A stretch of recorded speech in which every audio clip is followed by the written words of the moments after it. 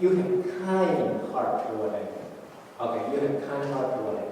And then you pull them up and take them into your home and allow them to sit on your white sofa and feed them.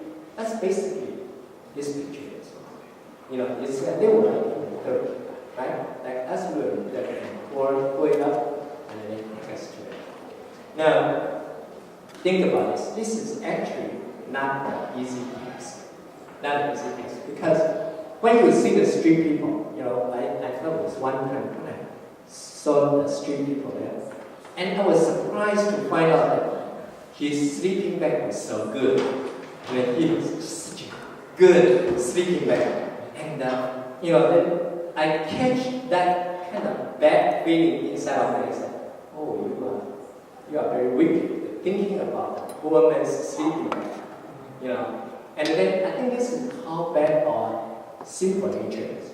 You know, so that's why a lot of homeless people got taken advantage of, because people just cannot see daily nice things. Okay. And so, being kind like God is, you know, He is not trying to take advantage of our pitiful state, but trying to bring us up out of that and place us in a higher ground. So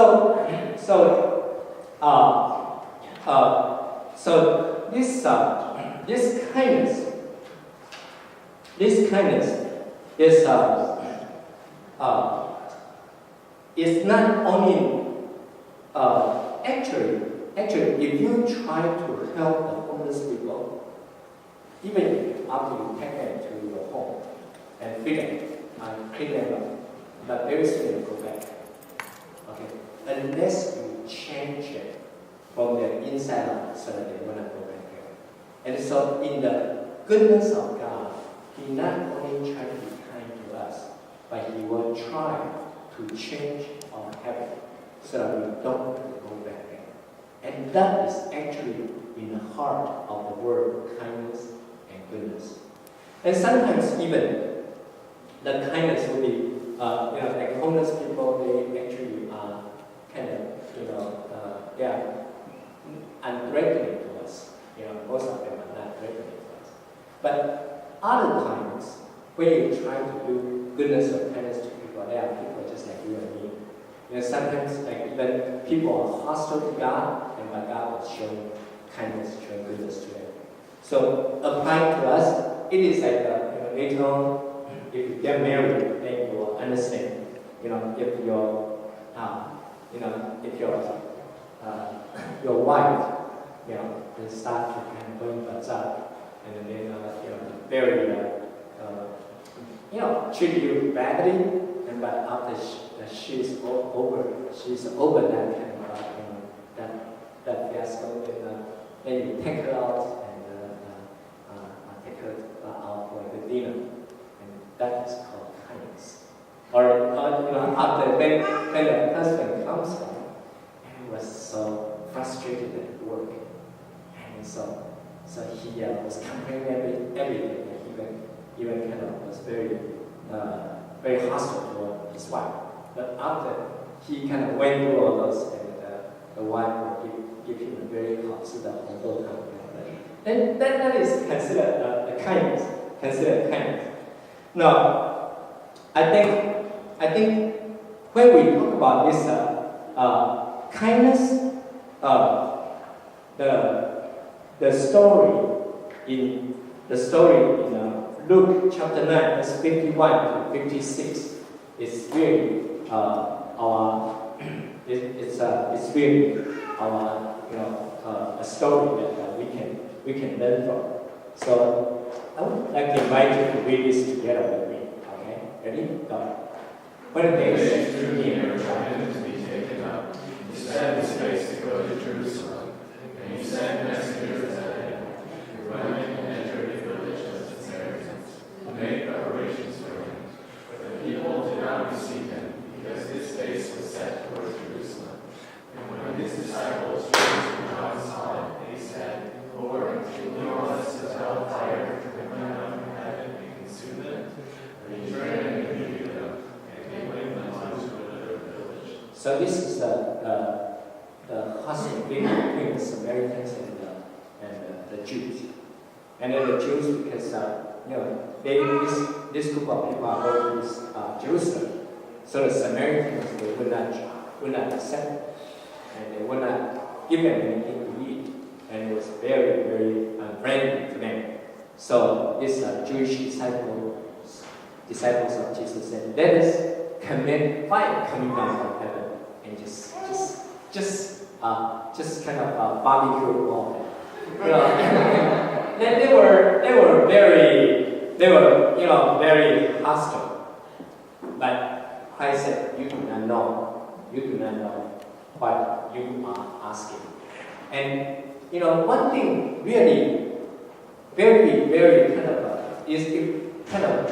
of has such an impact on me is that after Jesus was resurrected, and when he appeared to his disciples, and the next one, Acts chapter 1, verse 8, he said, "But you will receive power when the Holy Spirit has come upon you, and you will be my witnesses in Jerusalem and in all Judea and where?